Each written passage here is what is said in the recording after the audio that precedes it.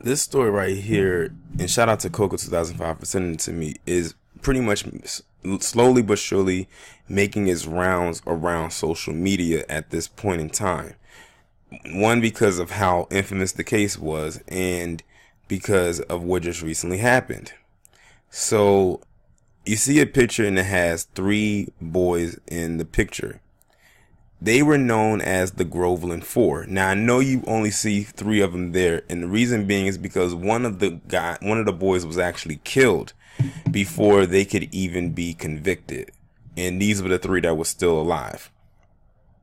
And this happened in Tallahassee, Florida, back in 1949, where these four boys were accused of dragging a white woman out of her vehicle and pretty much all gang raping her. Of course, we all know that was far from the truth. And this happened back in 1949, and it is now 2019. So we're talking 70 years ago.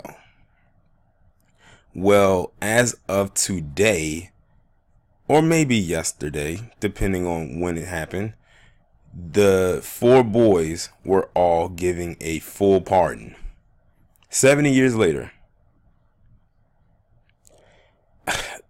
They do this shit all the time. Do you remember when they gave what was the boxer's name?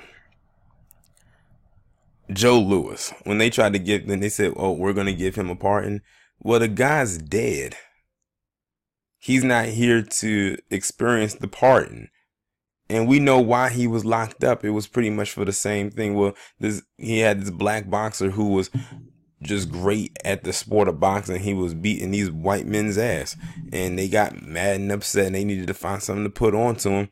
And they said, "Oh, he raped a white woman." See, they always get you with, like Harvey says, with rape, murder, or in some cases, and nowadays, some kind of tax evasion. That's how they got Wesley Snipes.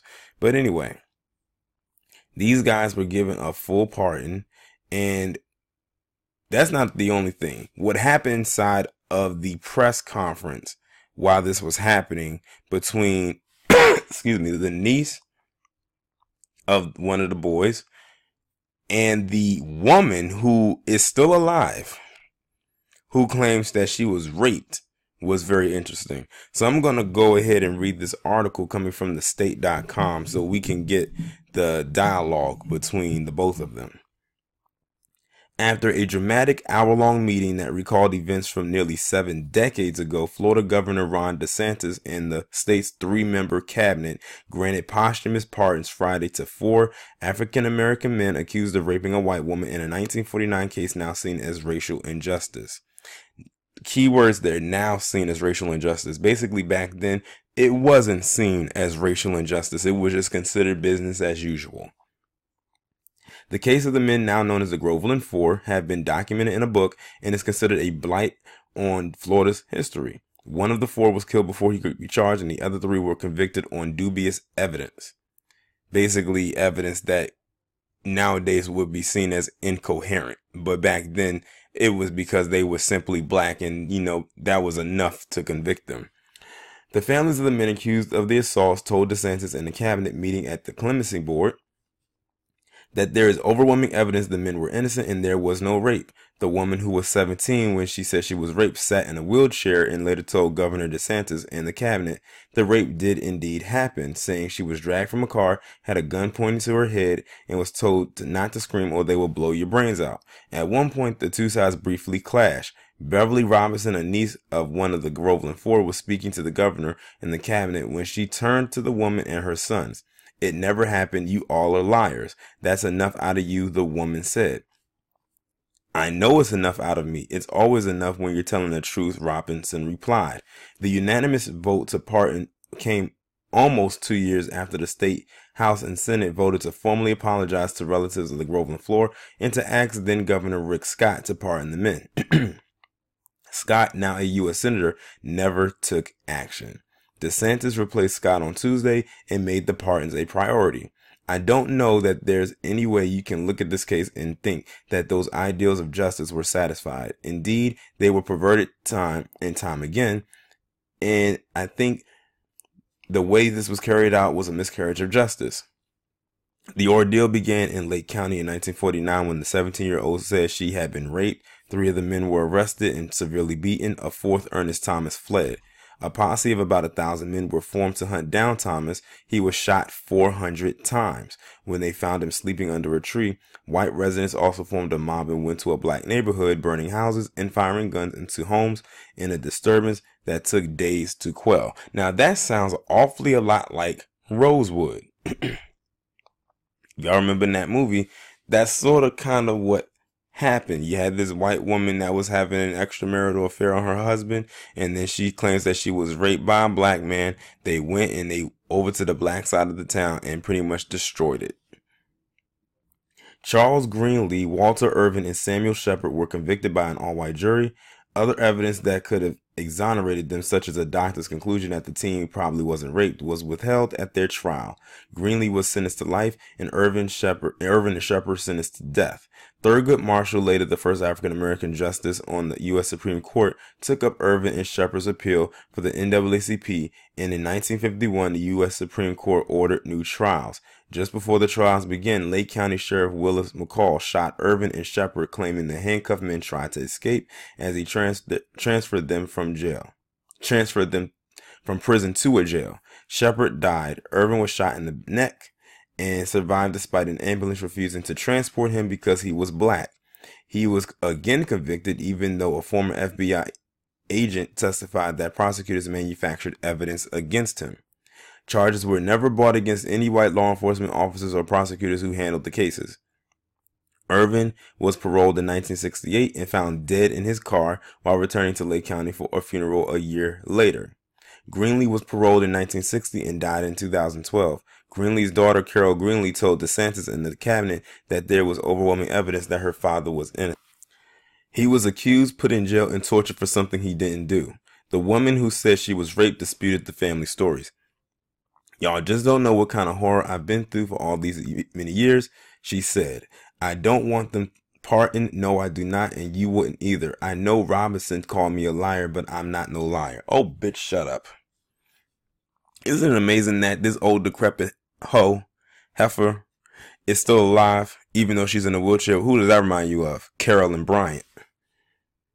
Afterwards, State Senator Gary Farmer, who sponsored the 2017 resolution apologizing to the families, said the woman's comments were disappointing. She's now here at the end of her life, and she had a chance to come clean, to seek forgiveness for herself, and to support the justice these 4 families and these 4 men deserve.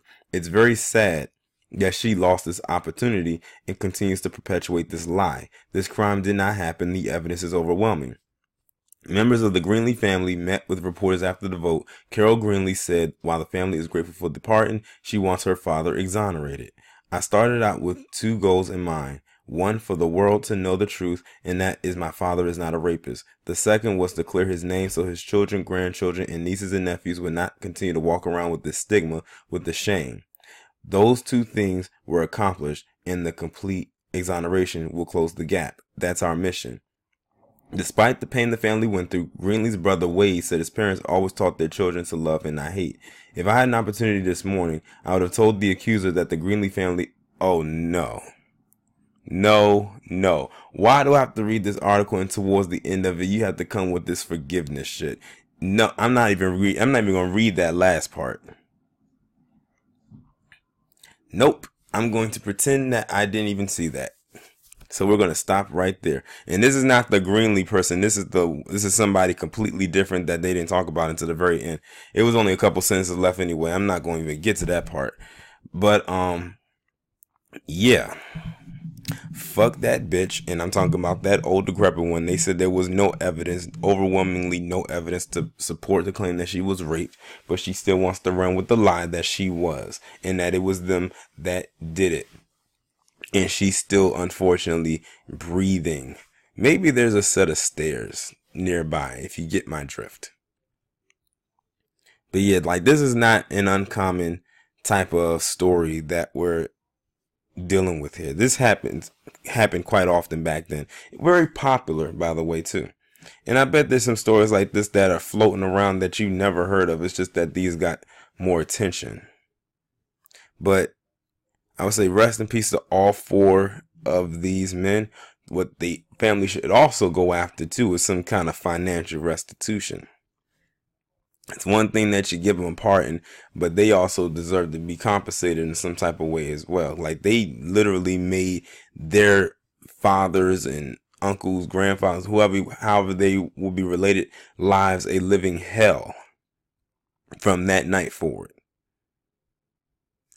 But it also goes back to the thing that I talked about with D.W. Griffith and my assessment about him and that Birth of a Nation, that it puts out this stigma and this stereotype that black men are these hypersexualized beings that just have to have sex from someone, especially in some cases like this, a white woman will do just about anything to get it, when that's entirely not true. But y'all let me know what you think down in the comments, what you think about this story. Like, share, subscribe. The links will be in the description. I will talk to you in the next one.